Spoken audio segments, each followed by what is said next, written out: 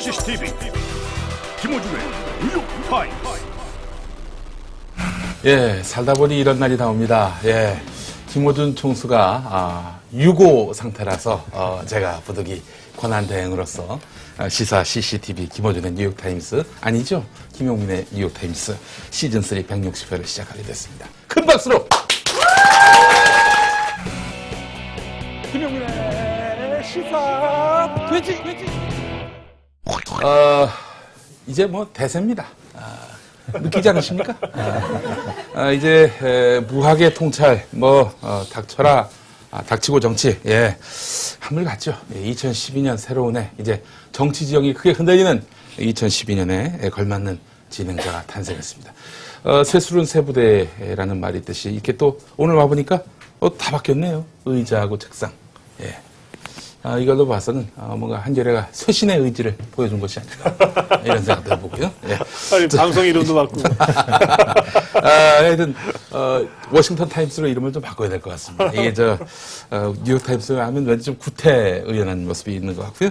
자, 사실 오늘은 뭐 김어준만 바꾸면 다 바꾸는 거죠. 그렇습니다. 충분히 대체 가능한 이런 저의 명망이 아닌가 이런 생각이 들고요. 예, 자, 오늘 정치평론가 고성국 박사님 그리고 한 분 또 오셨어요. 예, 자기 소개해 주시죠. 예, 반갑습니다. 저는 통합진보당 사무총장을 맡고 있는 장원섭이고요. 네. 예, 광주에 살고 저 전라도 시골 촌놈입니다. 잘 부탁드리겠습니다. 그러면 이 중앙당 사무총장을 하시는 거 아닙니까? 예, 그러면 서울에서 어떻게? 지금 뭐 서울에서 이제 숙소에서 예, 숙소는 어디입니까?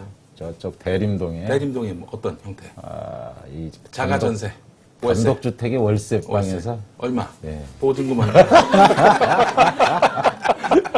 이 집단적으로 4명이 4명이. 한 50만 원 정도 내고 살고 있습니다. 야, 비참하게 살아요. 네, 통합진보당 다운 선택인 것 같습니다. 또 보면은. 예. 아니 근데 통합진보당은 정권 언제 잡아요? 뭐 한 목표가? 2017년에는 저희가 단독으로 예. 정권을 잡을 수 있다. 그러니까 5년 후에 정권 잡을 정당이 지금 50만 원 월세 4명이 산다니까. 근데 사실은 이렇게 사는 게 빚도 안 나요. 음. 뭐 비즈니스석 타면 난리가 납니다. 그잖아요? 아니 비즈니스석 좀 타면 어때? 이코노미석 타면 약 열이 갑니다. 지금 제 나이가 아직 40이 안 됐는데도 그런 판인데 이렇게 50만 원짜리에 살아도 뭐 이렇게 빛이 안 나요. 뭐 청렴하다 뭐 이런 얘기 듣지는 못하고 뭐 하여간 이게 좀 너무 안타까운 그런 도식이 아닌가 이런 생각도 들고요. 예. 자, 본 내용에 들어가기 앞서서 오늘도 MB 정권 아래에서 쫄지 않는 협찬사를 소개할 텐데 점점 줄어듭니다. 점점 쫄고 있어요. 예. 자, 오늘 책 소개하겠습니다. 안녕하십니까. 김근태입니다. 세계를 팔아버린 남자. 뭐야, 이 미국판 낙곰수? 야, 여기저기서 막 갖다 드리네. 윌리엄 클라인 크넥트가 지은 세계를 팔아버린 남자. 많이 사주시기 바랍니다. 대단히 감사합니다. 예. 네, 세계를 팔아버린 남자인데 여하간 좋은 책입니다. 많이 사주시고. 자, 그리고 방청사연. 예. 그거 사회 보느라고 내가 좀 예, 박사님께서 해주시죠. 이거 뭐, 총장님 하나 하세요. 그리고 네. 나는 2번 하시고. 1번 할 테니까 2번 하세요. 네. 대한민국 군인입니다. 뉴욕타임스와 낙곰수를 군대 싸지방에서 처음 접하고, 싸지방 아세요? 군 부대에 있는 사이버 지식 정보방의 줄임말. PC방인가 봐요. 사이버 PC방. 지식 정보방. 예. 접하고 나날이 청취하다가 이번에 국방부에서 제재를 가하기 전에 간부한테 먼저 걸려서 싸지방 출입 금지를 당하고 예. 불순분자라고 정치에 대해서는 아무 감흥과 생각을 갖지 못했던 저를 이러한 고초를 겪게 만들게 한 뉴욕타임스. 뭐길래? 그리고 아니 이거는 김호준이 와야 하는데 박사님은 박사님 욕을 잘 안 쓰시나 봐요? 난 저 욕 못해요. 태어나서 한 하여튼 번도 안 하셨어요? 여기는 C 딱 오네. 뭐야 이게? 죄송합니다. 네. 자 그리고 고초를 견디게 할 만큼 강한 임팩트가 있는 것인가라는 것을 생방으로 보며 느끼고 싶어서 신청합니다. 네. 친구도 같이 신청합니다. 자, 하셨어요. 오신 분 손 들어보세요. 겉으로 보기에는 별로 이렇게 군에서 사고를 아니, 안 칠 근데. 그런 걸려서 어떻게 됐어요? 그냥 출입 금지만? 요새는 뭐 군에서 이렇게 무슨 구타하거나 이런 건 없는가 봐요. 네, 구타는 없고요. 그냥 좀 안 좋은 제재만. 아, 그러면. 네. 아니, 근데 이게 뉴욕타임스는 그럴 수 있는, 낙검수는 그럴 수 있겠는데, 뉴욕타임스는 안 그런데. 김호준 총수. 김호준 때문에?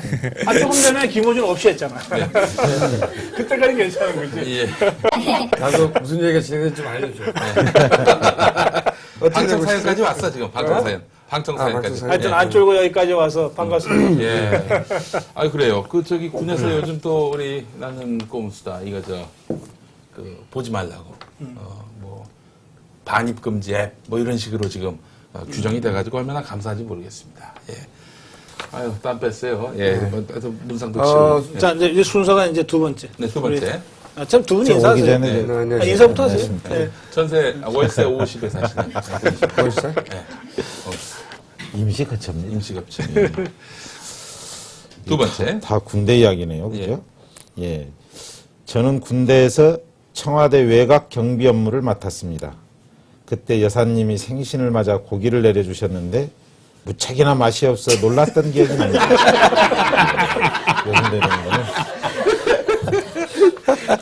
덧붙여 다 먹고 식당을 나서려는데 취사병이 저에게 오늘 먹은 거 소고기로 알고 있으라고 하더군요. 예. 분명히 돼지였는데 돼지를 주고 소를 먹은 것으로 알아니 맛도 없고 화가 났지만 혹시나 해서 한번 물어봤습니다. 이거 돼지고기 아니야? 그러자 취사병이 돼지고기는 맞는데 소고기를 먹은 것으로 알고 있으라는 지시가 내려왔다라고 합니다. 이게 사실인가요? 그때는 미처 몰랐는데 김어준의 뉴욕타임즈를 보면서 이제야 조금은 이해를 하게 되었습니다.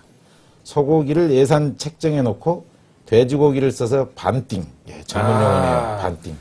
반띵 정신을 발휘하신 게 아닌가 소설을 조금 써봅니다. 여사님의 한식 사랑을 조금 더 이해하는 계기가 되었으면 좋겠습니다. 네. 감사합니다. 자 우리 씨 누구십니까? 예. 자 이제 그 전역하신 거죠? 예. 뭐 각하한테 더 이상 뭐 주고받은 것이 없잖아요, 그죠? 네, 이제 그 여사님이 김 여사님이죠? 예. 그래도 오늘 이렇게 군인이거나 예. 군에 있었던 사연들이 많이 이렇게 채택이 되는 그런 불상사가 있었네. 칙칙하게. 예. 자, 그러니까 방청 신청하실 때는 뉴욕타임스 블로그로 들어오셔가지고 가입하시고 비밀글로 신청해 주시는데 예, 반드시 성함과 사연, 연락처 그리고 주거 형태 그리고 주거하는 집의 평수를 반드시 기재를 해서 야, 예전에는 주시기 바랍니다. 예. 예전에는 몸무게 적으라고 그랬잖아. 네, 몸무게. 이제 못하겠어? 아, 그렇습니다. 그런데 사람의 신체와 관련해서는 이제 더 이상 언급하지 않기로 했습니다. 근데 이거는 왜 선전 안 해? 예? 아, 이것도 성 소개. 예, 예. 굉장히 좋은 거. 어이구, 이게 어디 갔나? 원고에 없는 것 같아가지고. 있네.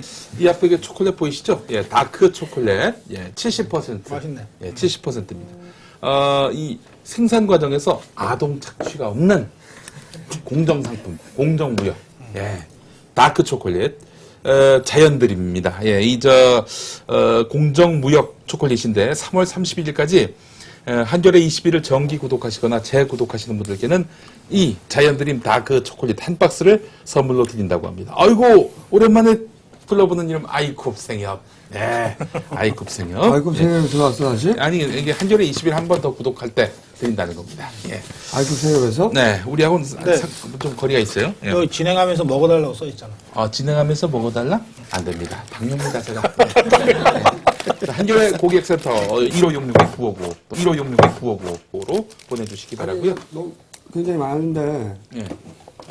좀 나눠드릴까? 나눠드리자. 좀 하나씩 드세요. 예. 맛있네. 제가 지난 월요일에 할머니가 돌아가셨습니다. 근데 제 할머니가 저한테 아주 특별한 분이에요. 태어나서 이제 1년 지났는데 동생이 또 태어났어요. 연년생이어서 할머니가 5살까지 저를 키우셨는데 아주 특별한 분이죠. 저희 어머니 같은 분인데 할머니가 이제 생전에 그런 말씀을 하셨어요. 그런 일이 있었습니다. 2002년 대선 때 할머니께서 누구를 찍어야 좋겠냐라고 하셔서 에이 할머니 회창형 찍으려고.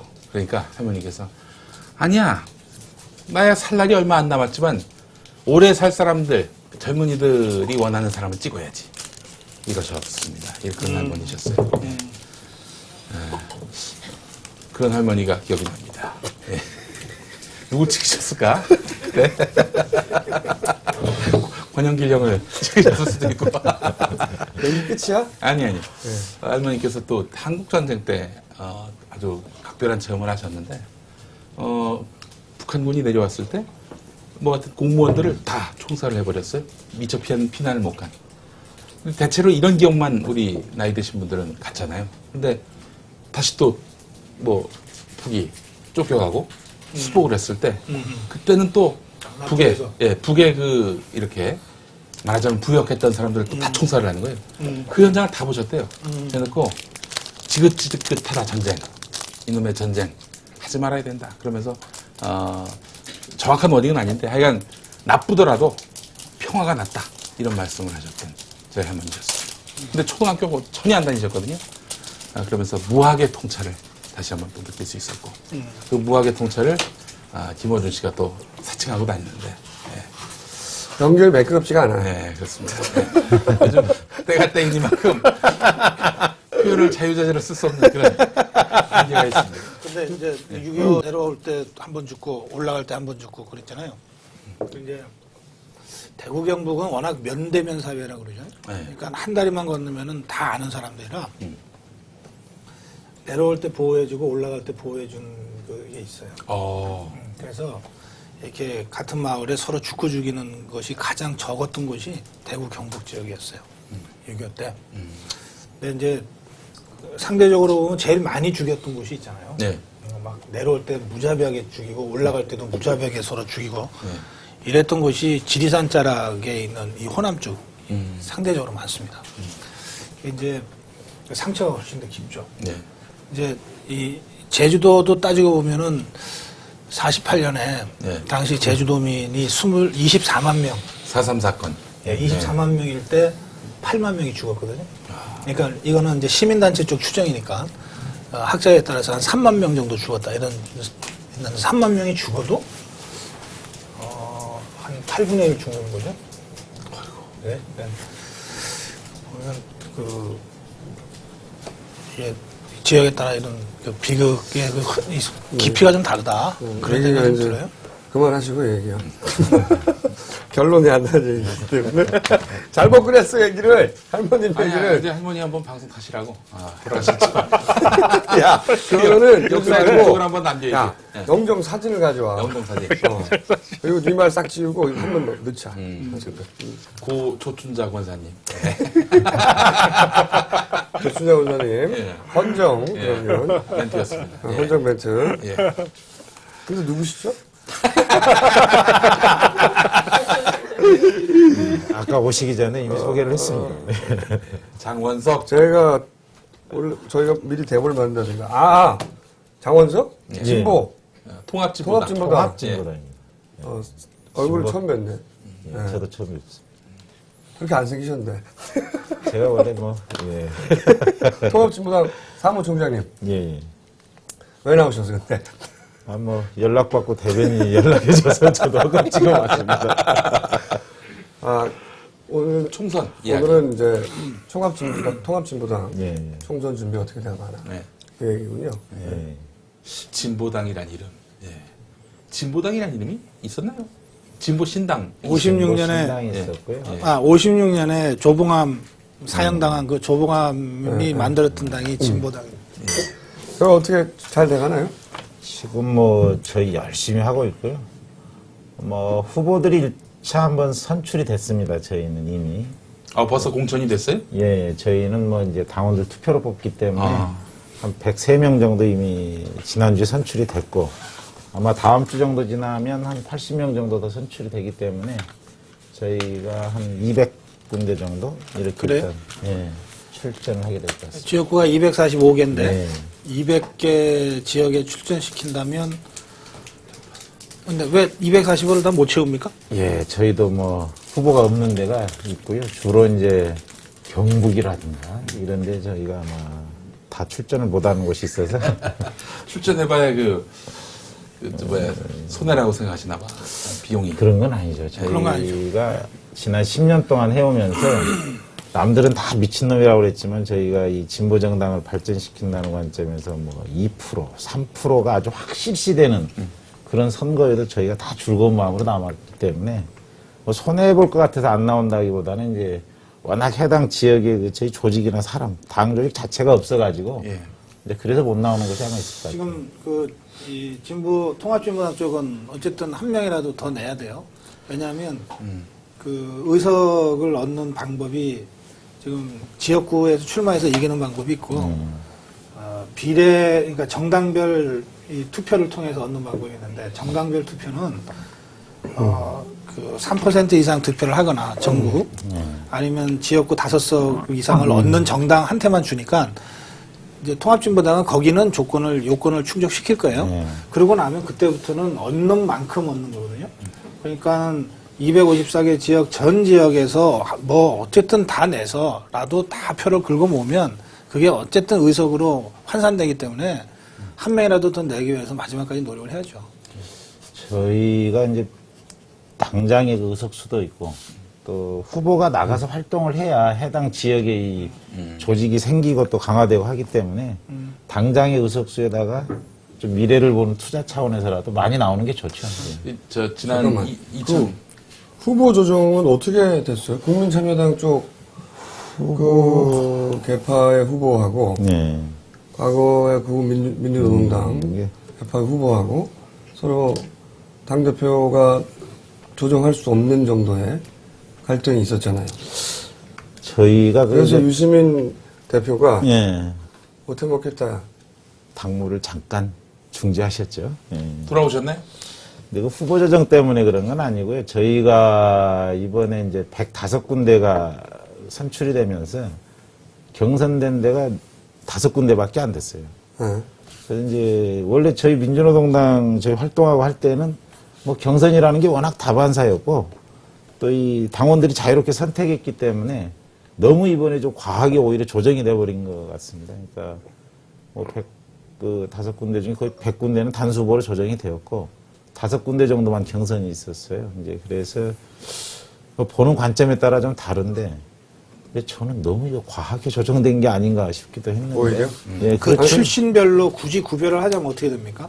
요번에 5군데 된 데는 아니요, 그 조정된 것까지 포함해서.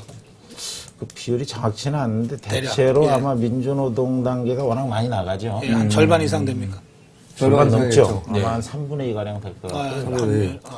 그리고 국민참여당이 그 다음입니다. 예, 그렇죠. 그다음에 그 이제 어떤 그 출신 정당별로 이게 좀 갈등이 있거나 아직도 해결 안 된 곳이 없습니까? 갈등이 많았지. 갈등이라기보다는 지금 갈등이었죠. 무슨 갈등이라고. 예, 아니 갈등이라기보다는 이제 싸움인가요? 몇 군데 지역에 좀 이제 경선 후보들 간의 경선이 좀 첨예하게 막 그런 걸 갈등이라고 분열됐죠. 하죠. 예. 그래서 제가 궁금한 건 그거 어떻게 조정된다는 거죠? 그게 원래 이제 저희는 진성당원제이기 때문에 당원들이 다 선출로 뽑게 되어 있는 건데 이번 통합하면서 5대5로 하자. 이게 당원 투표 50, 여론조사 50. 왜냐하면 당원 비율에서 민주노동당이 워낙 많았어요.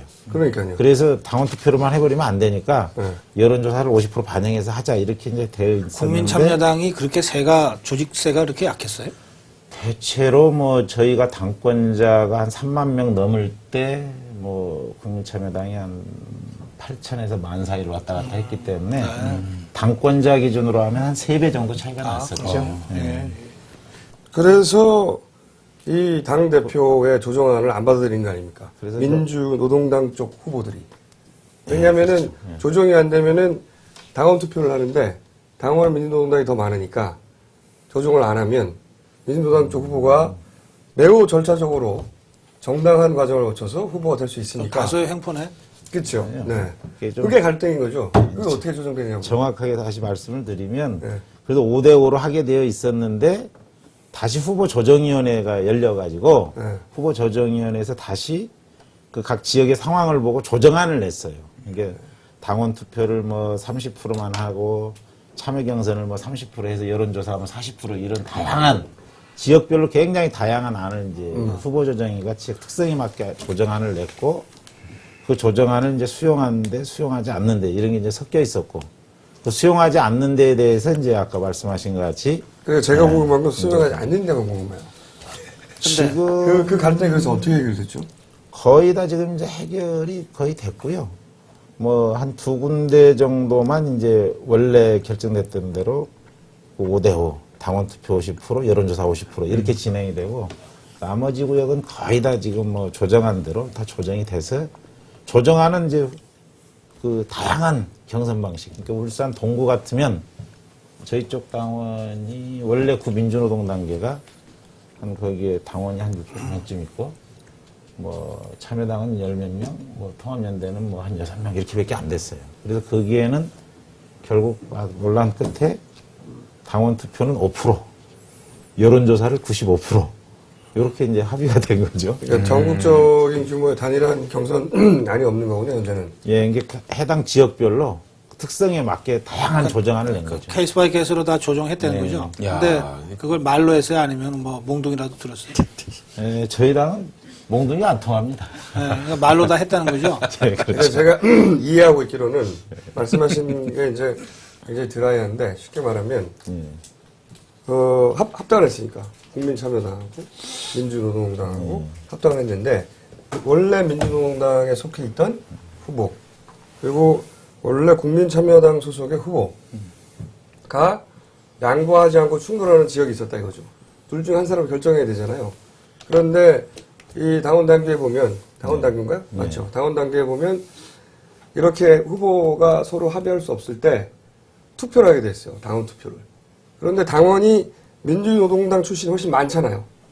그러니까 이 대표로 하면 여기서 이제 이정희 대표나 뭐 유시민 대표나 저기 심상정 대표가 그걸 조정해 주려고 하는데 조정을 안 듣는 거야. 왜냐면 아니 법대로 하자 이거지. 법대로 하면 투표하면 자기가 이기니까.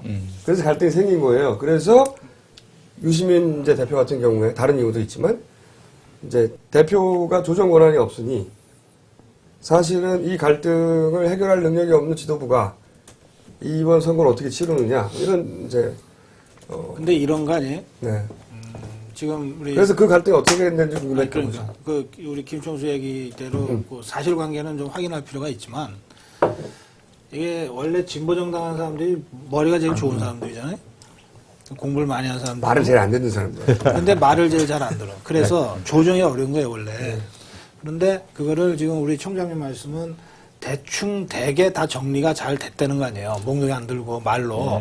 그러면 된 거지. 근데 몽둥이를 들 권위를 가진 사람이 없다는 게 문제였다는 거죠, 여기서. 아니, 뭐, 조정 권한이 없다는 거죠. 아니, 뭐, 정당이 그런 권위 없이도 이렇게 잘 가면 좋은 거지. 그래서, 제 생각은 뭐냐면, 더 중요한 주제로 가지는 거지. 예, 근데. 이거 한번 해보실래요? 뭐예요, 그거? 아, 목이, 제가, 저거 협찬이야? 아니요. 벌꿀로 만든 건가 봐요. 프로폴리스. 성대 결절 때문에 그런 건데. 그러니까 지금 내가, 이거 눈에 뿌리면 되게 따가울 것 같아요. 나한테 하고 싶지. 김어준이 말빨이 안 통하는 몇 사람 막. 그래서 우선 아마 많은 분들이 그런 이제 민주통합당과의 관계 어떻게 될 거냐는 거. 그다음에 이정희 그 유시민 심상정이는 그런 국회의원 되는지.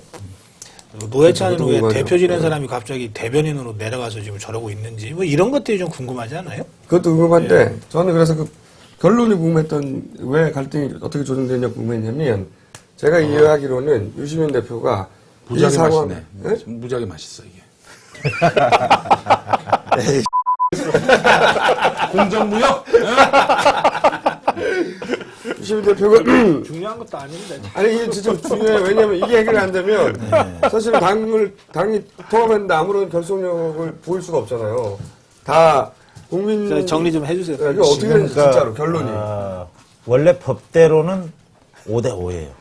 원래 법은 새로 만든 법은 새로 만든 이 과도기간 안에 임시법은 당원 투표 50, 여론조사 50이 법대로입니다. 여기에서 이제 오히려 당원 투표 비율을 줄이고 더 50%보다 여론조사나 뭐 참여 경선을 많이 늘리는 이런 이제 다양한 조정안을 했고 그게 참여당 쪽 원래 구참여당 쪽하고 민주노동당 쪽만 갈등이 있었던 게 아니라 이 새진보 통합연대 우리 이제 심상정 대표 쪽 이쪽하고도 대립이 많았죠. 서로 조정이 안 되고. 근데 현재로는 이제 다 정리가 끝났다. 그래서 그 정리 결과 주로 그 갈등 지역을 가져간 것이 민주노동당인가요? 아니죠. 이제 경선에 들어가기 때문에 결과가 어떻게 나올지는 모르고 경기 같은데 참여당 쪽하고 민주노동당 쪽이 5대5로 경선을 했는데 광명이죠. 거기는 이제 참여당 쪽이 후보로 결정이 됐죠. 그래서 그럼 이것도 궁금합니다. 유시민 대표 있잖아요. 예. 비례대표 12번 한다고 그러죠, 본인이. 예. 근데 현실적으로 비례대표 12번 하려면 20%인가요? 그 정도 돼야 됩니다. 정당 지지율이. 지금 근데 정당 지지율이 3% 정도잖아요. 지금 그게 절반으로 깎으시니까 5%입니다. 그새 많이 올랐네. 어떤 여론조사예요? 저희가 3% 나온 적은 없었고요. 통합하고 이제 초창기 그 통합 초기에는 대체로 이제 뭐 한 10% 초반대가 나오다가 민주당이 당 지도부 경선을 하면서 확 뜨고 난 뒤로 저희가 이제 대체로 한 5% 정도? 그럼 20%면 갭이 크지 않습니까? 예, 그렇죠. 그리고 민주노동당 역사상 혹은 진보정당 역사상 20%를 획득한 적은 없잖아요. 저희가 옛날 2004년 총선 이후에 19% 정도 지지율을 기록한 적이 잠시 있었죠. 그런 적이 있어요. 19% 그렇죠. 당 지지율. 그리고 역사를 어디까지 보는지 모르겠는데 아까 얘기한 그 사형당한 조병암이 주도했던 진보당, 당시 진보당이 이게 언제적 얘기입니까? 그게 56년에 창당해서 58년에 없어졌는데 그때 이승만이랑 대통령 후보로 도전했어요. 그때 200만 캔 넘게. 다 돌아가시구나. 저희가 그 지지율 관련해서 좀 말씀을 드리면 이제 민주통합당이 통합자를 같이 쓰게 되면서 당명이 헷갈려가지고 서로 구별을 못하는 게 굉장히 많습니다. 꼭 그렇진 않아요. 아니죠. 아니.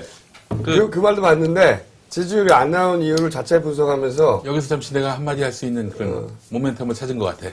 해봐. 그 1959년에 말이죠.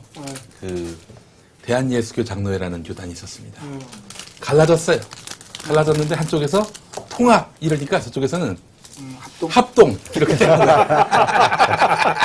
그러니까 합동진보당 하시면 어떨까? 아마 저희가 2월 말 정도 되면 아마 안정적인 두 자릿수 지지율은 저희가 회복한다 무조건. 저희는 그렇게 보고요. 아니, 그렇게 되길 바랍니다, 진짜. 예. 아니 저희가 이제 실제로 왜 그렇게 되길 바래? 민주통합당하고 통합진보당에 파이가 커지는 거지. 그거는 두 가지 의미에서 나도 그렇게 생각을 하는데 네. 웃을 일이 아니야. 야권 지지자들이 커지면 그럼 당연히 민주통합당을 지지하는 전략적으로든 뭐로든 간에 지지하는 사람들도 생기겠지만 색깔이 조금 더 다른 통합진보당 지지자들도 당연히 생기는 거거든요. 그런데 이렇게 해서 통합진보당 쪽이 더 커져야 돼요. 안 커지고 지금처럼 있거나 아니면 더 쪼그라들 수도 있어요. 정치 잘못하면. 그렇죠. 쪼그라들면 그러면 진짜 민주통합당이 통합진보당 우습게 알고 자기들 혼자서도 다 이길 수 있다고 생각해서 연합에 소극적으로 돼. 그런데 지난번 11.6 재보궐선거 때 인제군 선거 보면 결국은 그래갖고서 민주통합당이 700표짜리를 쳐버렸거든요. 이겨야 되는 선거를. 그런 700표가 아니라 70표인가?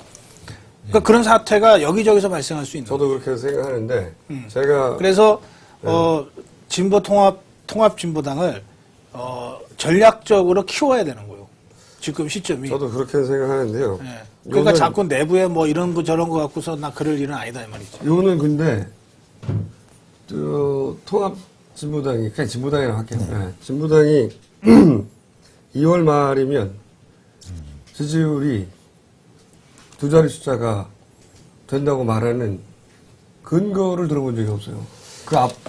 그렇게 될 거란 얘기는 저도 들어봤거든요. 그러니까 저희가 처음에 시작할 때 원래 두 자리였었어요. 그렇죠. 그동안에 이제 민주당이 워낙 시체 말로 장사가 잘 됐죠. 그렇지. 민주당이 워낙 장사가 잘 우리 됐는데. 각한 지지율 60% 70% 넘었었어요 원래. 예. 그래서 아마 조금 이제 사람들이 이게 구별하기 시작을 하는 것 같습니다, 지금은. 네, 총장님한테 이게 시간이 별로 없으니까. 2월 말이면, 그죠? 근거 다 이게 나왔나요? 확실하게 두 자리 아니죠. 숫자로 이 올리는 저 방법 중에 하나는 이 통합진보당의 낙검수 팀이랑 공연 한번 하는 거예요. 뭐 저희로서는 뭐 아주 바라는 바죠. 공식적으로 제안을 하세요. 거절할지 말지 국민들 앞에서 약속하게. 그럼 저희가 알아서 할게요. 그러니까 나는 낙검수가 진보적이라고 생각 안 해요. 장남적이죠. 그냥 좀 눈치 보는 거지. 잡스럽죠, 잡스러워. 그리고 이명박의 실정에 편성해서 그냥 가는 거지. 그 무슨 진보성이 있어. 지난, 아마 이렇게 보셔야 됩니다. 그 지난 그렇게 2년간 부러우세요?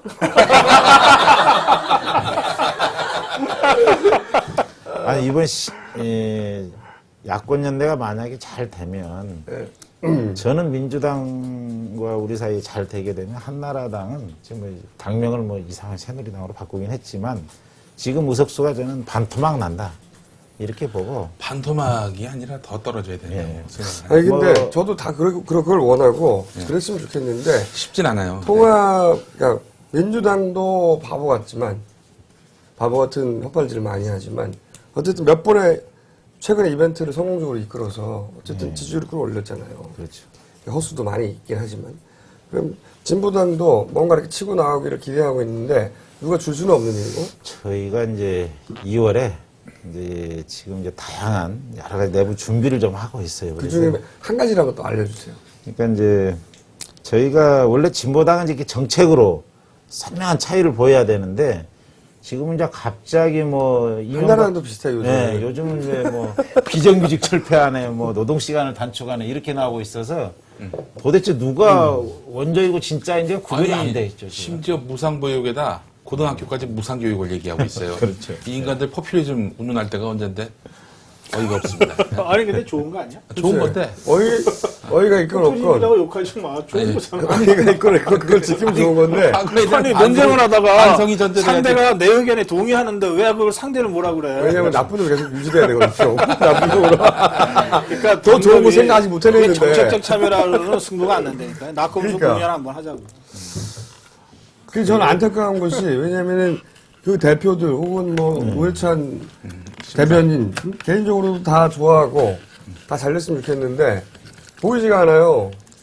그동안 이제 민주당이 워낙 그걸 한 텀에 이제 저희가 잠시 대기 상태에 있었던 거고 일부러. 혹시 그럼요. 스타를 별로 원치 않는 구조는 아닙니까? 저희가 원래도 이제 저희 당이 네.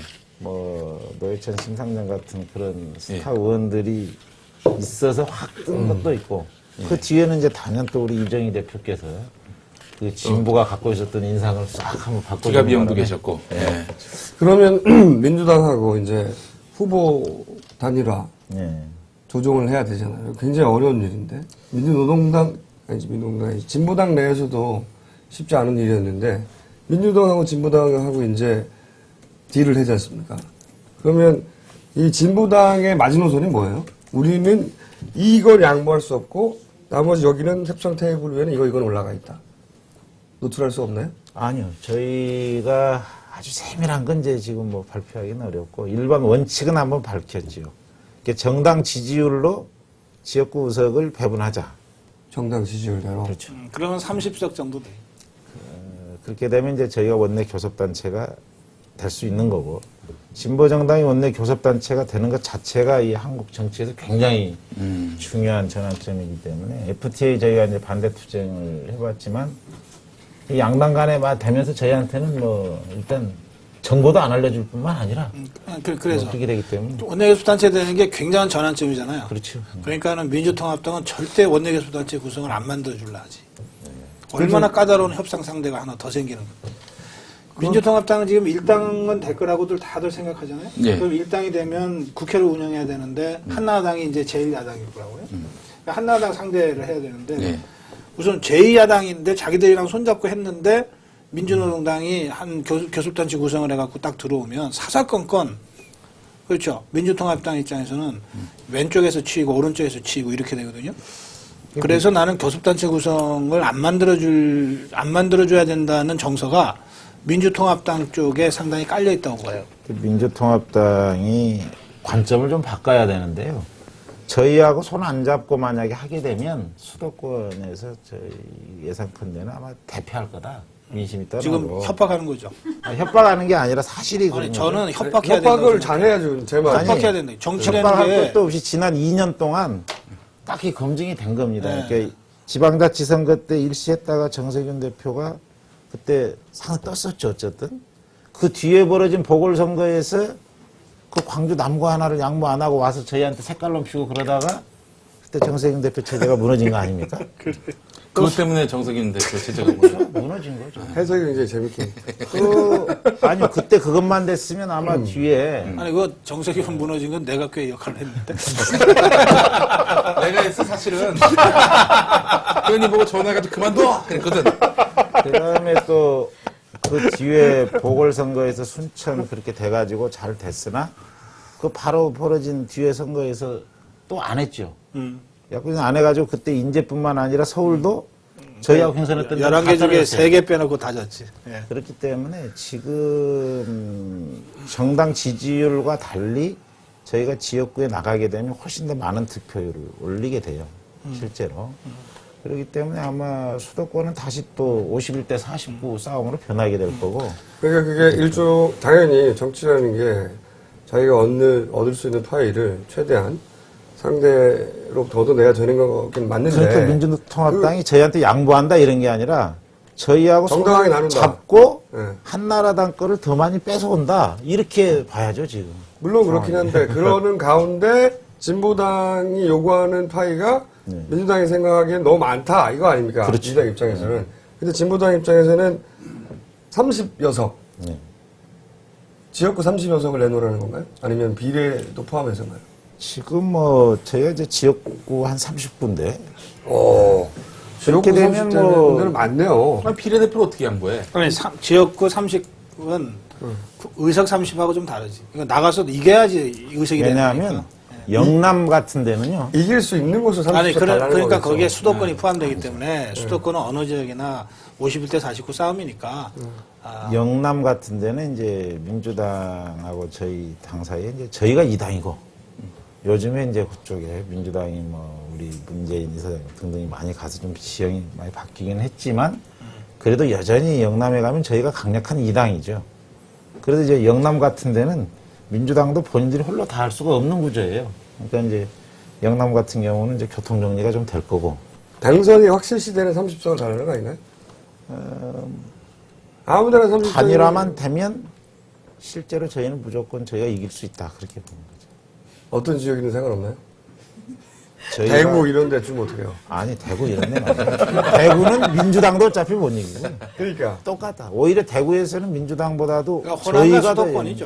이기죠. 호남과 수도권. 호남하고 네. 수도권, 그 다음에 부산, 울산, 경남. 울산은 또 있죠.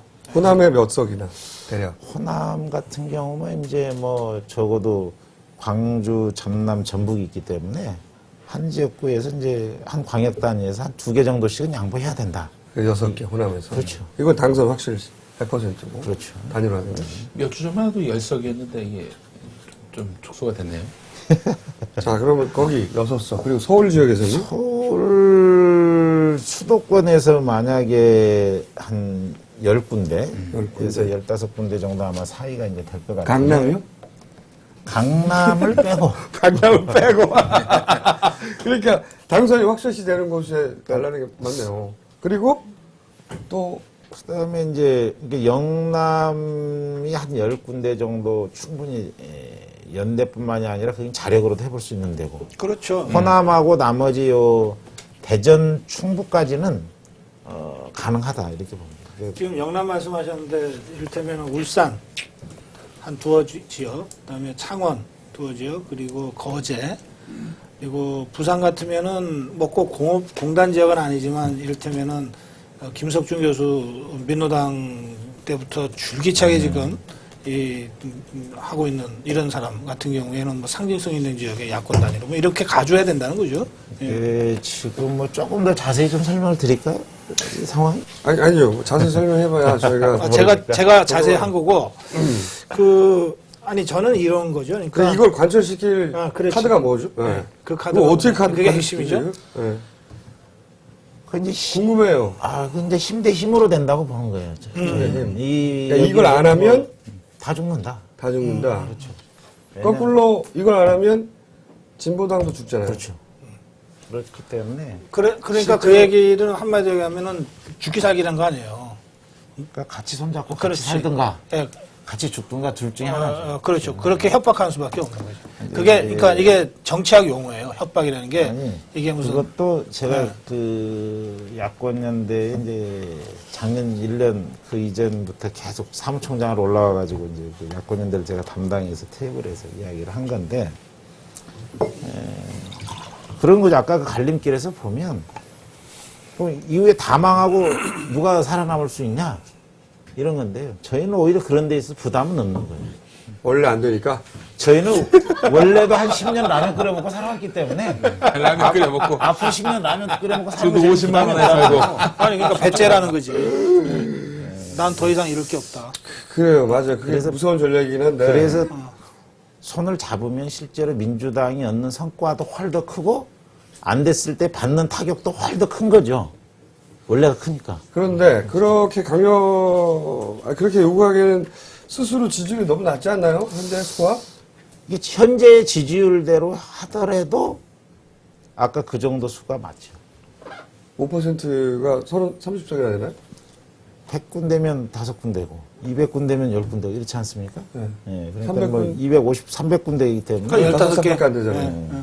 그런데 이제 저희가 15석. 지금 5% 지지율은 그럼 15개만 요구해야 되죠. 뭐 5% 지지율은 저희가 실제 실력을 반영한 지지율이 아니라고 보기 때문에 무슨 근거로요? 실제로 가서 이제 보면 알게 됩니다. 이게 잘 통할 것 같지 않은데.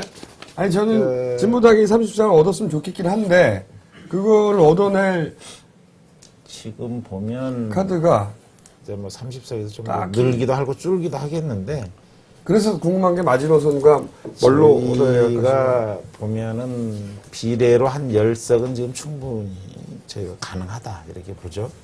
비례 투표로요, 정당 투표로. 왜냐하면 저희가 2004년도에도 8석을 한 바가 있고 그게 경험 최고죠. 있고. 네. 그리고 몇 석 나서 아니었나요, 그때?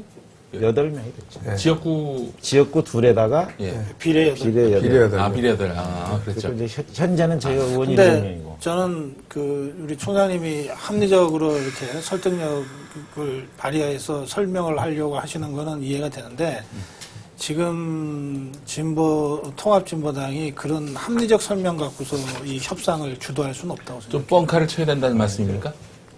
뻥을 좀. 계속 얘기해요. 이거는 위협해야 된다. 협상장에서는 아, 그러니까. 뻥카가 안 통하죠. 왜냐하면 서로가 서로를 너무 잘 알고 있기 때문에. 다 읽고 있기 때문에. 네, 그러다 그럼요. 입고 그럼 있기 여기서 때문에 뻥카를 날리시는 거예요? 뻥카가 아니라 사실관계를 이거는 뻥카하고 좀 다른 거죠. 뻥카는 그러니까 블러핑은 자기가 사실은 실력이 한 20밖에 안 되는데 30이라고 우기는 건데 그게 아니고 나 실력 20밖에 안 되지만 이걸로도 너넨 죽일 수 있다. 이게 위협이거든요. 네. 그러니까 그렇게 가야 되는 거예요. 실제로 손학규 대표 그 분당에서 당선됐을 때 저희가 협상장에서 시종일관 아주 녹음기 틀듯이 했던 말은 우리는 한 군데만 나가게 해달라. 이게 한 군데를 안 해주면 우리는 다 나갈 수밖에 없다는 거고 다 나가면 실제로 다 떨어진다. 근데 결과도 실제로 59대 41로 난 그렇죠. 거였고 저희가 나갔으면 그때 분당원에 나갔으면 손학규 떨어졌지. 강원도지사를 비롯해서 분당까지 다 떨어졌겠죠. 그렇기 때문에 저희가 뭐 이게 뻥카를 친다 이런 게 아니라 이건 서로가 너무 잘 알고 있기 때문에 사실관계 그대로의 그래서 이 그 협상 대표가 누굽니까? 아직 안 정해졌어요. 그러니까 민주당은 현재 맞는 걸 다 부담스러워 한다고 알려져 있습니다. 왜냐하면 그걸 맞는 순간에 너부터 양보해라. 이러면 할 말이 없기 때문에 민주당은 다 아마 이게 현재로 그렇죠. 맞기를 부담스러워 한다는 거고. 저는 그래서 제가 그런 얘기를 몇 번 했는데 통합진보당의 야권연대 협상대표는 이정희가 해야 된다 생각해요. 근데 대표가 직접 왜냐하면 나가기는 참 어렵죠. 왜냐하면요. 우리 이렇게 방송 같이 하는 처지이긴 하지만 총장님 나가봤자 언론이 취재도 안 해요. 이정희 대표가 나가야 이 사람이 그동안 갖고 온 그 국민적 이미지가 있잖아요. 근데 진보 정당이면서 이렇게 과격하지 않고 합리적이고 감성에 호소하고 이런 정서 있잖아요. 이걸 가지고 그 사실은 본질은 위협하는 것인데 협상의 본질은 통합진보당 입장에서는 위협인데 이거를 위협처럼 보이지 않도록 만들어야 되거든요. 그러니까 노회찬이 내보내면 본질도 위협이고 겉으로도 위협일 거야. 그다음에 유시민이 가도 똑같이 그렇게 할 것 같아요. 근데 그걸 이게 위협을 제일 잘하는 사람은 유시민이죠. 이 협상 과정에서 이게 국민적으로 감동을 떨어뜨려요. 그렇게 되면.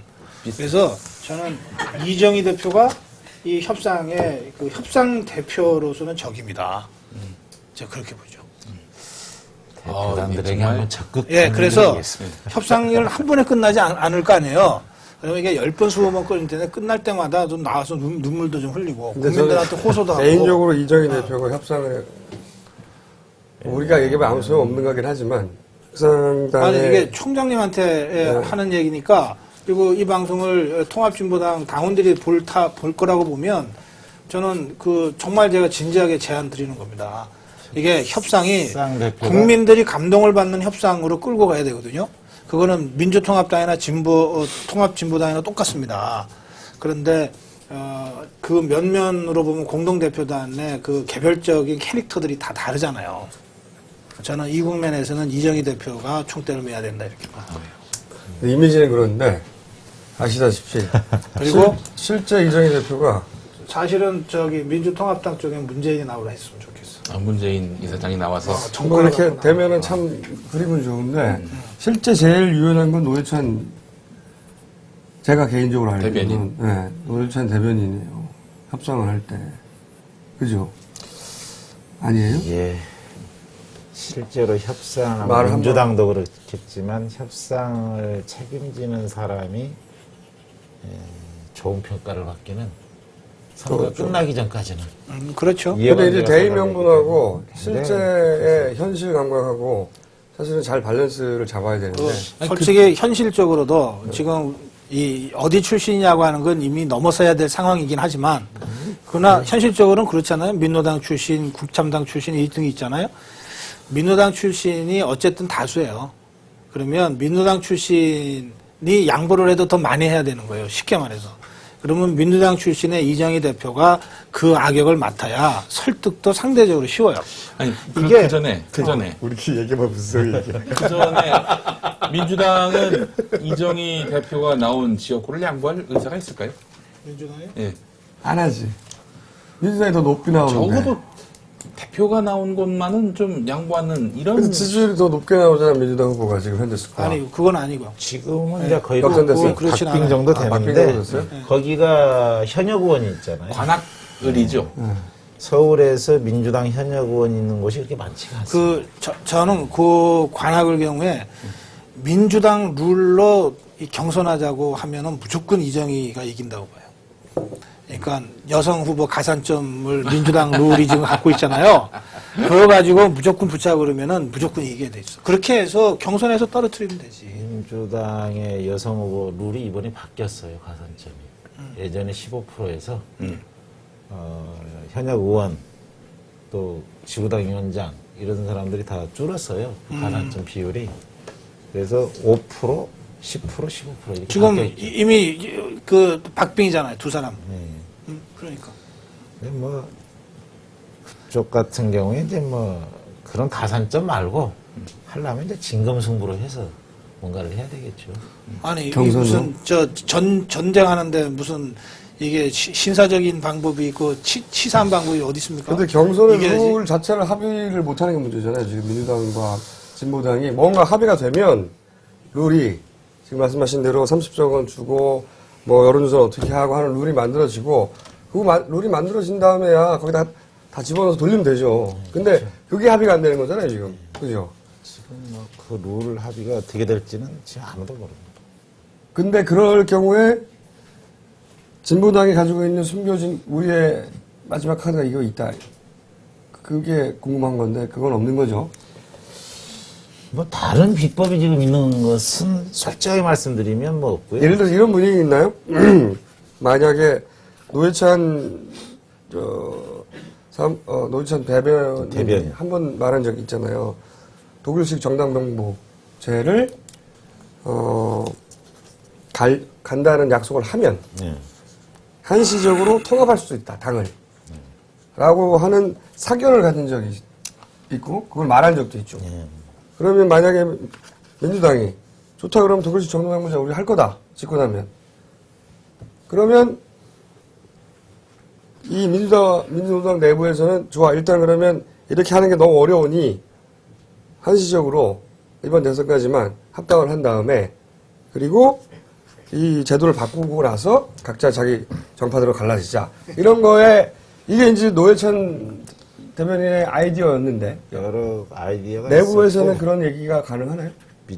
결론부터 말씀드리면 불가능하고 예, 민주당에서도 그런 이야기를 많이 해왔는데 이것은 이제 저희가 일시적으로 어려움이 있다 하더라도 뭐 비유를 좀 들면 결혼식에 하객들 불러놓고 우리 뭐 한 2달 뒤에 다시 갈라질 겁니다 이런 격인데 이건 대국민을 상대로 해서 이게 정말 꼼수다 이거. 그렇게 해서라도 안 된다, 이거. 정권을 가져와야 된다고 생각하는 사람도 더 많이 있을 수 있죠. 그 길보다는 뭐 정권 교체는 또 다른 측면에서 어차피 대선에서 단일화 하면 되는 거기 때문에 저희가 의석수를 늘리고자 하는 것도 있지만 설사 의석수를 못 늘린다 하더라도 그런 방식으로는 저희가 갈 수 없는 거다. 이건 당내에 뭐 거의 변하지 않는 공감대입니다. 독일식 그 정당 명부제 이거는 한나라당, 그러니까 새누리당과 민주통합당이 공통으로 자신들의 이해에 반하는 제도로 지금까지 보고 있어요. 네, 그래서 그걸 하려면 정당법 고치고 선거법 고치고 다 고쳐야 되는데 이거를 양당이 못해요. 그러니까 민주당이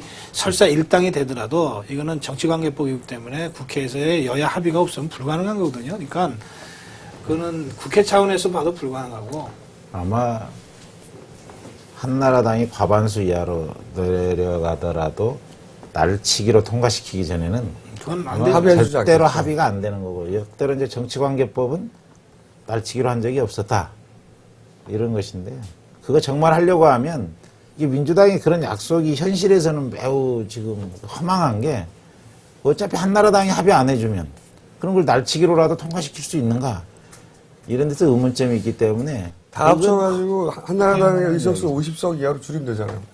그래도 원내 교섭단체고 네. 그러다 합의 안 그리고 나서 해주면 날치기 하면 되잖아. 이게 정표 주려고 날치기하는 것도 하여간 아닌데. 뭐 그럼 우리 그 정치관계법의 주요 내용이라든가 아주 핵심적인 몇 개는 그렇다면 그렇게 처리해야죠. 민주노동당이 그러니까 진보당이 예. 진보당이 과거의 민주노동당으로 돌아간 것 정도 보다 특별히 바뀐 건 없죠. 유시민 대표 들어온 것 말고는. 지금 뭐 유시민 그래서 이 예전에 그냥 구도 그대로 갈 것 같은데요. 민주당과 민주노동당 있던 시절하고 2004년 정도로 돌아가는 정도 아닌가요? 이게 저희로 봐서는 그게 이제 최악이죠. 그러면 이렇게 통합을 해야 될 이유도 없었고 그렇죠. 괜히 복잡하게 이만한 시간 끌 이유도 없었기 때문에 예전 구도로 가면 이제 저희로 봐서는 최악이고 우리도 최악이에요.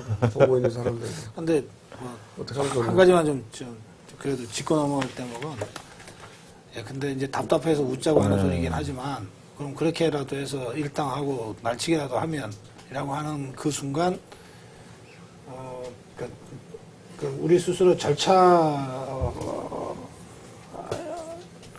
무시하는 얘기를 지금 하게 되는 꼴이거든요.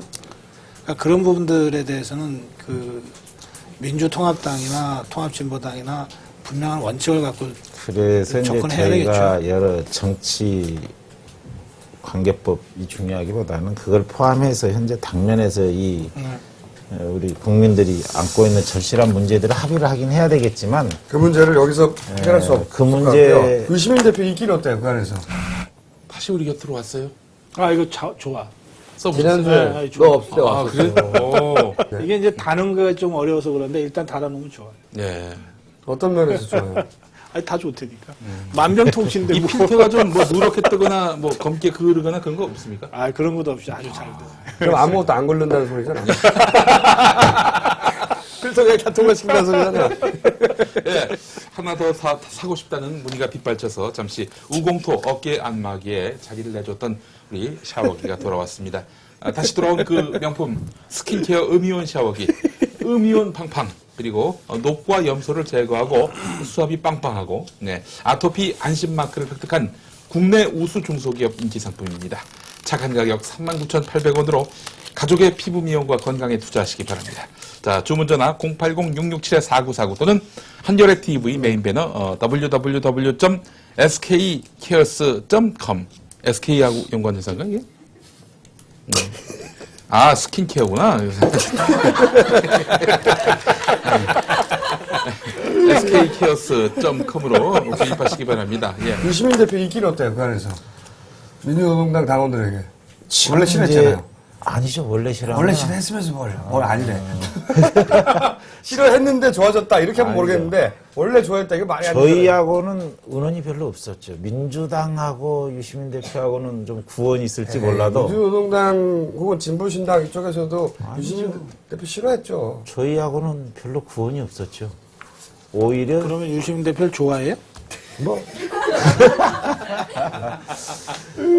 딱히 나쁜 감정이 저희 민주노동당 시절에 있었던 건 그러니까 없었죠. 좋아하는 건 아닌 모양이네. 지금 분위기가 아, 어때요? 지금 이제 뭐 합당이 되는 그 분위기가 있었고 원래도 조사를 해보면 강력한 그 지지가 거의 한 3분의 2 정도 있었어요. 당원들 속에서. 그럼 한 가지만. 12번 비례대표 불쑥 제기한 거 당론 아니죠? 이제 이번 주 토요일 날 예. 본격적 논의가 그러니까 당론이 아니잖아요. 네. 그런데 혼자서 자기가 12번 하겠다고 언론 플레이를 해버렸잖아요. 네. 그럼 그런 언론 플레이에 대해서 이 통합진보당 당원들이 좋아합니까? 그런 정도는 다 지금 허용하고 있는 분위기입니다. 아, 좋아합니까? 아, 그건 뭐 개인의 의견, 잘한다. 견해를 밝히는 아니, 거니까. 11번이라는 게 유리한 게 아니잖아요. 내가 1번 하겠다는 것도 아니고. 그게 싫어할 리가 없죠. 20%를 넘기겠다는 의지인데, 자기가 대표 현역으로 가려면. 근데 이 어려울 것 같은데. 항상 불가능하다라고 하는 것을 저희가 해왔기 때문에 그래서 아마 계속 이번에도 불가능했잖아요. 불가능한 걸 해와서 이룬 게 아니라 계속 불가능한 채로 남아있잖아요. 10년 전에 저희가 처음 진보정당을 시작했을 때는 아마 다들 쟤들 2, 3년 못 넘기고 문 닫을 거다. 이런 전망이 아주 우세했죠. 사실은. 2004년도에 물론 이제 저희가 열석될 때에도 누구도 예상치 못한 성과였고 그래서 이번에 전체 뭐 흐름과 민심이 있기 때문에 저희 예상으로는 하여간 이 저희 원내 교섭단체뿐만이 아니라 한나라당은 무조건 과반수 이하로 가고 그 여세로 대선까지 가서 대선에서의 권력 교체까지가 뭐 표현을 좀 빌면 자살골 한두 골로 가지고는 이 흐름이 아마 안 바뀔 거다. 저는 이게 민심이다 이렇게 그럼 봅니다. 저희가 시간이 다 됐는데 왜? 그러면 이제 이거를 쭉 보신 사실은 논의가 진보당 내 내부 문제를 꽤 자세하게 얘기를 들었는데 생각과 이걸 보시는 일반 유권자들한테 진보당을 선택해야 된다. 꼭 이번에 혹여 합치지 않더라도 혹은 이렇게 해주면 우리가 합칠 때 큰 힘이 된다. 뭐 이런 당부의 말씀이나. 그러니까 이 사회가 지금 막 변하는 길목인데 지금 뭐 한나라당도 이제 뭐 여러 무상 이야기를 꺼내고 있지만 저희 진보정당이 그 얘기를 꺼내던 이 몇 년 전만 하더라도 저희가 무지하게 색깔론 공세에 시달렸지만 지금 이게 다 보편적으로 인정하는 이런 게 됐지 않았습니까? 그러면 이제 존재 가치가 없어졌죠. 그래서 저는 향후에도 이 우리 한국 사회가 뭔가 새로운 방향으로 뭔가 발전하려면 적어도 진보정당이 일정한 원내에서의 교섭단체 이상을 유지하는 이 근거가 있을 때 새로운 변화가 가능하다 그렇게 보기 때문에 저는 이제 우리 뭐 유권자들께서도 지금은 진보정당을 좀 키워야 할 때다 이 사회를 위해서 진보정당의 설사 주장에 다 동의하지 않는다 하더라도 뭐 새가 양날개로 난다 이런 뭐 비유도 있듯이 지금은 정말 이 사회 앞날을 생각한다면 지금은 오히려 좀 더 진보정당을 좀 키워야 할 그런 때 아니냐. 그래서 나라를 위한 애국의 관점에서 보더라도 지금 진보정당이 좀 힘을 몰아줘야 될 때인 것 같다. 이렇게 좀 반론. 예. 반론. 그러니까 이제 그 후보도 아니라 나 정치연합이 잘 안 됐다고 치고요. 예. 그러면 민노당 찍으면 또 통합진보당 찍으면 표가 분산돼 갖고 이명박 정권 심판 못한다. 그리고 정권 교체도 실패한다라고 야권의 지지자들이 전략적으로 선택할 수 있잖아요. 그렇죠. 그죠? 그 문제에 대해서는 어떻게 생각해요? 뭐라고 설명할까요? 뭐 그동안에 그 각종 이제 그 사표 심리죠, 그게. 네. 그래서 작동을 해왔지만 역대로 그 사표 심리에 의해서 그렇게 투표가 돼가지고 뭘 바꿨냐는 거예요, 실제로. 그런데 이제 노무현 대통령 당선될 때 보면 그런 흐름이 같이 상승하고 같이 망하고 그랬거든요.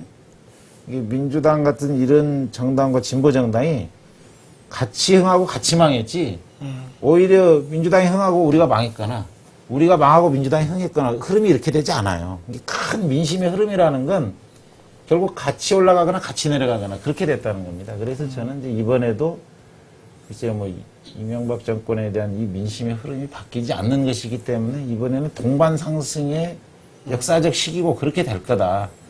정말 뭐 민주당도 그렇고 저희 진보당도 그렇고 만약에 이 흐름에 역행한다면 뭐 민주당이나 저희나 정말 뭐 민심으로부터 버림받고 버려지게 될 거다 이렇게 그러니까 보여지는데. 말씀은 통합진보당 찍어도 다른 국민들이 알아서 민주통합당 찍어서 정권 교체할 거니까 걱정하지 말고 찍어라 그렇죠. 이런 얘기입니까? 왜냐하면 이제 총선과 대선이 같이 맞물려 있지 않습니까? 설득이 안 되네.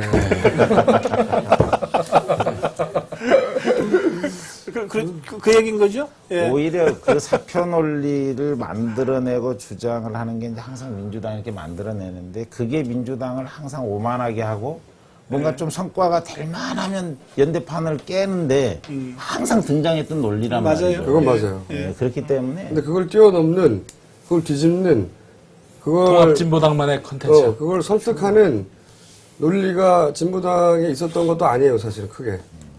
그렇죠. 그렇게 해왔는데 맨날 그랬죠. 저희는 열심히 한다고 했는데 아니 그게 굉장히 중요한 문제입니다. 올해 총선과 대선의 이 과정에서는 결론적으로 그런 거죠.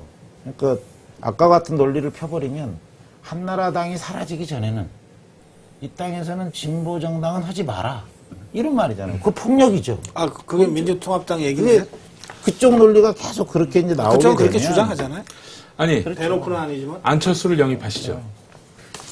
뭐 그럴 힘이 저희들한테 있으면 얼마나 좋겠습니까? 아니, 제가 이 얘기를 왜 하냐면은, 지난번에 제가 한겨레에다가도 쓴 글인데, 청년 비례대표로 청년유니온의 김영경 위원장, 이 사람 영입했으면 좋겠다라고 얘기했어요. 아니, 뭐 그 사람을 특정해서라기보다는, 사람이 누구예요?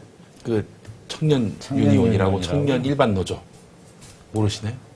몰라. 나름대로 이 청년의 어떤 그런 고달픈 현실에 대해서 끊임없이 아주 거의 뭐 무에서 유를 창조했던 그런 인물인데, 근데 이제 통합진보당 상황을 보니까 말이죠. 누구를 뭐 영입을 해서 그 사람에게 특혜를 주고, 말해서 특혜를 주는 거 아닙니까? 뭐, 예를 들면 비례대표 상위 순번으로 준다든지, 이런 것들을 결의할, 뭐, 정치적 어떤 역동성이라든지, 발상회전한, 혹은 그런 것들이 너무 부족하다는 거죠. 그런 거는 통합진보당 쪽에서는 불가능하죠. 거기는 비례대표를 다 무슨. 아니, 아이유를 예를 들어서 이제 영입을 할 수 있어야 된다, 저는 이렇게 생각을 합니다. 이런 건 불가능한 거죠. 아니요. 저희가 이번에 비례대표의 30%를 개방하기로 했죠. 아, 외부로? 네. 아, 그래서 그렇죠. 외부 그 전까지는 다 내부에서 그렇죠. 했던 건데, 네. 그럼 그 30% 30% 안에는 김용민도 포함돼요. 예. 아이유까지는 뭐. 사무소장님, 저희가 시간이 다 돼가지고, 예. 이렇게 하죠. 선거 전에 한 번 더 나오시되, 그때는 좀 조금 더, 재미있게. 아니, 재미있게를 떠나, 사무총장님이 특별히 재밌는 분은 아닌 것 같아요. 그건 내가 보겠는데, 그거 말고. 어떻게 하면, 예를 들어서, 만약에 잘 합의가 되면, 걱정 없잖아요, 유권자들도. 근데 합의가 안 됐을 때, 진보당이 덜 나오면 혼자 남는 거잖아요. 지지율도 안 나오는데, 그리고 사표 심리도 강하게 작용할 거고. 이때 어떻게 할 건지에 대한 아마 이번 방안을 저희한테 알려주세요. 야권 연대가 처음에 쉽게 풀리게 아니면 굉장히 막판까지 어렵게 되거나 저 안대 공산 대단히 높다고 생각해요. 저는 무조건 된다고 보고 있습니다. 됐으면 좋겠는데. 근데 그거는 좀 실수한 거 아니에요? 한명숙이 대표로 뽑힌 다음날 바로 선방 치듯이, 응? 뭐 30석은 줘야 된다 이런 식으로 치고 나온 거가 전술적으로 이렇게 세련되거나 유연한 것 같지는 않았어요. 진보당이 전술적으로 세련된 적은 없었던 것 같아요. 네, 뭐. 기억에. 그건 맞는 것 같습니다. 항상 당연한 거 아니야? 이 당연을 가지고. 아, 참 유연함이 너무 아쉬워요. 예. 형이 갑자기 뜬금없이. 사고의 유연함. 어? 딴 생각하다가 갑자기 튀어나오죠. 유니언 누구예요? 이름이? 김영경. 그분을 제가 모른다는 게 그분한테 뭐 아니 그런 건 아니에요. 명예훼손입니다. 아니 전혀 그렇진 않은데. 예. 좀 걱정되네. 그냥 본인의 지식이 짧으면 드러낸 거죠. 아, 그러니까. 나는 지식이 짧아. 무학도 통찰이 될 수 있는 세상입니다. 저희가 야권연대에서 언제나 제일 유연한 태도를 견지해왔기 때문에요. 뭐 이번에 그게 크게 걱정하지 않으셔도 된다. 민주노동당에? 실제로 저희에 대해서 굉장히 더 씌워져 있는 게 있어서 그렇지 실제 야권연대를 진행하거나 이러한 연대 전선 특히 이명박과 관련돼서 이 심판을 맞아요. 그거는 위해서는 저희가 굉장히 유연하게 대응을 해왔어요. 지난번에도 야권 연대 다 합의해놓고 그거를 관철시키지 못한 거는 민주당 쪽이지 민노당 쪽이 아니었어요. 원래 폭력은 항상 민주당이 저질렀어요. 폭력적인 자기 마음대로 하는 건. 그래서 통합진보당 쪽에 좀 힘을 실어줘야 돼요. 야권 지지자들은 어차피 함께 간다고 근데 생각합니다. 저도 그렇게 생각하는데 지금 시점에서는 네. 이 통합진보당 쪽에다가 힘을 실어줘야 됩니다. 저도 그렇게 생각하는데 정치가 누군가의 배려에 의해서 힘을 키울 수 없는 거거든요. 한계가 있죠, 그게. 그러니까 자기가 가진 불편한 게 뭔가. 예? 배려 좀 해주라 그래. 예. 자, 이렇게 알겠습니다. 해서 또 오늘, 네. 고생하셨네. 절대 그냥 내놓지 않거든요. 그렇죠. 아유, 답답하네요. 예. 참. 이제 뜬금없는 멘트 자꾸. 뭘 뜬금없어? 뜬금없으니까? 아니죠? 뭐야, 지금. 아니 초반에 진행이 굉장히 좋았어요. 네, 그렇습니다. 깔끔하더라고요. 저 양반만 오면 위축이 돼요, 제가. 예. 또 뭘로 엮일까 하는 그런. 예. 자, 장 총장님, 건승하시고, 예, 다음에 좋은 자 고생하십시오. 네. 성과로 만들겠습니다. 오늘